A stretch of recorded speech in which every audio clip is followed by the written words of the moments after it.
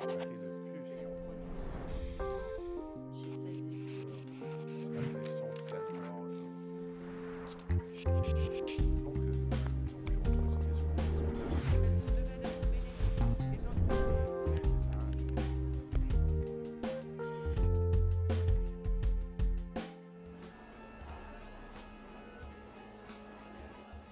Cette étude, elle est née en fait du besoin partagé de donner un fondement théorique à une démarche qui était jusqu'à présent très empirique, la démarche des clauses d'insertion dans les marchés privés. Nous nous sommes réunis en format think tank pour élaborer conjointement des propositions pour action destinées à faciliter l'intégration de ces clauses sociales d'insertion aux appels d'offres privés. La posture qu'on souhaite porter avec cette étude, c'est de dire que plus que quelque chose d'imposé, c'est une démarche de coopération entre une entreprise et ses partenaires du territoire. Il nous semble être un levier très important pour lutter contre les exclusions et faire que l'entreprise puisse agir dans quelque chose d'aussi sensible que sont ses achats et ses coopérations avec ses fournisseurs.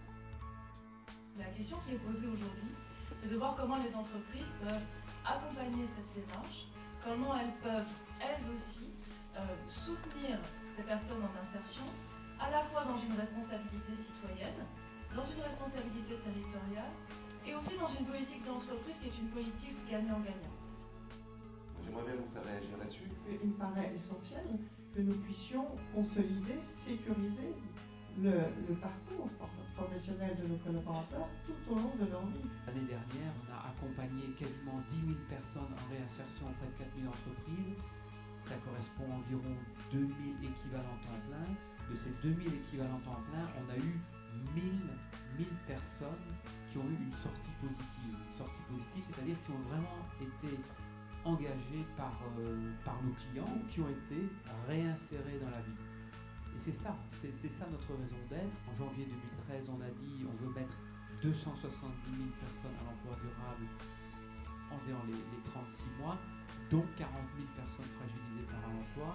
C'est quel accompagnement social dans les 6 premiers mois de l'intégration. Honnêtement là, de grandes ou petites entreprises, on n'est pas forcément outillés. Il y a peut-être des choses à inventer là-dessus.